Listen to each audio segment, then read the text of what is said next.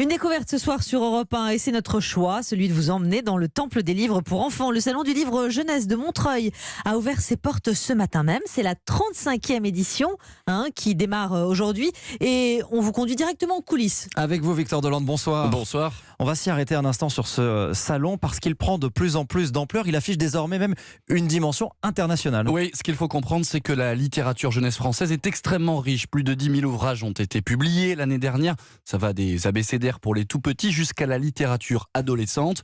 À la tête de ce salon depuis 18 ans maintenant, Sylvie Vassallo. Et ces dernières années, elle a vu les regards du monde entier tourner justement vers Montreuil. La littérature de jeunesse en France est une des plus belles au monde et on s'est rendu compte au fil du temps que de plus en plus d'éditeurs étrangers notamment venaient voir le salon et je pense que ça a donné aussi l'idée d'inviter de grands auteurs internationaux qui sont traduits en France.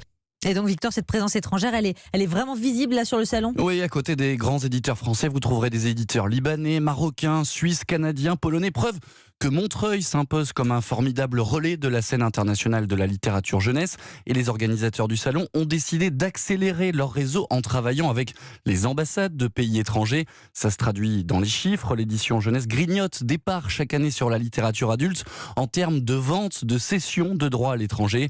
Brian Bauer, attaché culturel à l'ambassade américaine en France, apprécie cette dimension internationale. On est vraiment très content de ce partenariat. Pour nous, c'est une manière de encore une fois montrer les liens entre la France et les États-Unis, d'ouvrir la culture américaine aux jeunes français et aussi de profiter de la marque du salon, de pouvoir travailler ensemble sur la culture américaine et la littérature américaine. Justement, Victor, vous avez fait des découvertes sur ce salon ? Oui, énormément, Sébastien. Une immense diversité de mangas. J'ai découvert aussi David Nello, un auteur espagnol qui a écrit un roman pour les 9-10 ans qui, je vous l'assure, redonnera l'envie de lire même aux enfants qui ont du mal à lâcher leur tablette.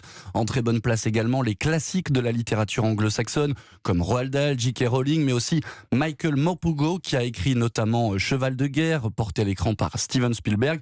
Pour cet auteur anglais, cette diversité à Montreuil est une immense chance pour les jeunes lecteurs français.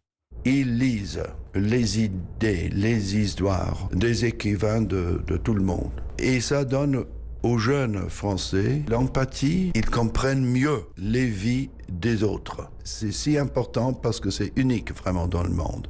Voilà, ils lisent les jeunes Français. Notre plongée ce soir au Salon du Livre Jeunesse de Montreuil qui reste donc ouvert jusqu'à lundi. Enquête signée Victor Delande. Merci.